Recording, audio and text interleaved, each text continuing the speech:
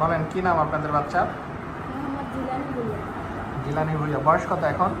13 মাস চলতেছে। 13 মাস চলতেছে। আমার কাছে আসছিলেন কত মাস বয়সে?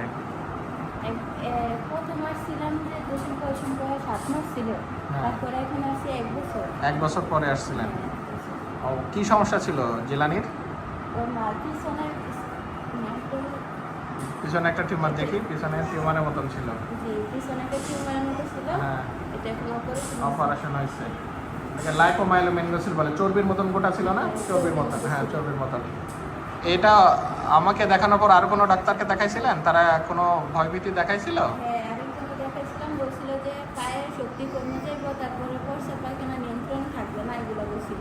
আমরা তো অনেক ভয় পেয়েছিলাম। তারপরে ওর বাবা আপনি দেখছিলেন। তারপরে মাথায় পানি জমার বিষয়ে কোনো কিছু বলছিল? কেউ কেউ বলে মাথায় পানিও জমে যাবে। হ্যাঁ, আপনাদের অপারেশনের পরে এরকম হইতে পারে, এগুলো বলছিল।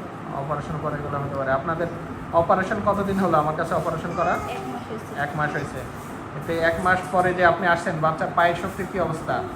পায়ের শক্তি আলহামদুলিল্লাহ ভালোই আছে। প্রস্রাবের কোনো নিয়ন্ত্রণ চলে গেছে যেভাবে দেখাইছিল? না, না, আর না। মাথার কোনো ইয়ে হয়েছে যে পরিবর্তন হয়েছে যে বড় হয়ে যাবে? কোনো সমস্যা নাই এখন। যাক আলহামদুলিল্লাহ, তাহলে ভালো আছে।